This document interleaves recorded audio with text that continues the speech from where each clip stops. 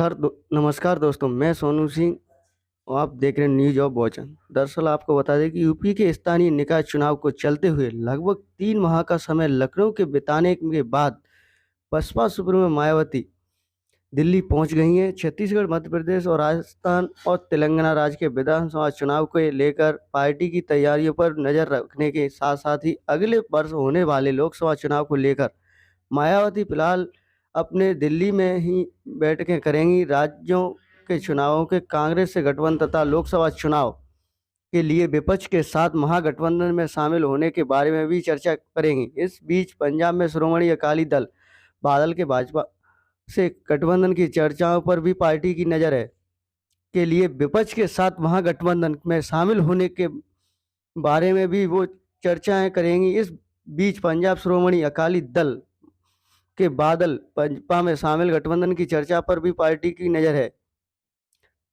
पंजाब के मौजूदा राजनीतिक हालात पर मायावती जल्द ही दिल्ली में पार्टी कार्यों की बैठक बुला सकती हैं। भतीजे आकाश आनंद की शादी के बाद मायावती अप्रैल मई में निकाय चुनाव के मद्देनजर लखनऊ में आई थी।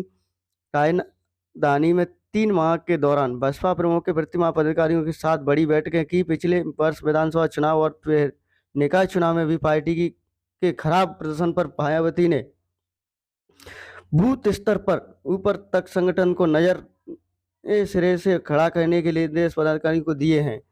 पार्टी सूत्रों के अनुसार मायावती ने संगठन का कार्य इसी माह पूरा कर 1 अगस्त के प्रदेश में कैंडर कैंप करने का जिम्मा पदाधिकारियों को सौंपा है। पार्टी अधिकारियों का कहना है कि चूंकि अगले वर्ष लोकसभा चुनाव से पहले इस वर्ष के 5 राज्यों में विधानसभा चुनाव होने के इसलिए बहन जी का उधर दिल्ली में ही ज़्यादा समय देंगी। बसपा प्रमुख का मानना है कि मौजूदा हालात के राजस्थान, छत्तीसगढ़, मध्य प्रदेश के साथ ही तेलंगाना विधानसभा चुनाव में इसके साथ कुछ सीटें लग सकती हैं। वैसे इन राज्यों में चुनाव की काममान मायावती के पार्टी के नेशनल कोऑर्डिनेटर आकाश आनंद को सौंपी है, लेकिन खुद भाजपा प्रमुख दिल्ली में रहकर पदाधिकारियों के साथ बैठकें कर राज्यों में चुनाव में तैयारियों पर नजर रखेंगी। आकाश जल्द ही चुनावी राज्यों में निकलेंगे। सूत्र बताते हैं कि राज्यों के अलावा मायावती दिल्ली में रहकर लोकसभा चुनाव में बेहतर सफलता के रास्ते भी तलाशेंगी। वैसे तो बसपा प्रमुख का बार बार कहती हैं कि वो अकेले चुनाव लड़ेंगी, लेकिन पार्टी सूत्र बताते हैं गठबंधन की सामना अभी खत्म नहीं है।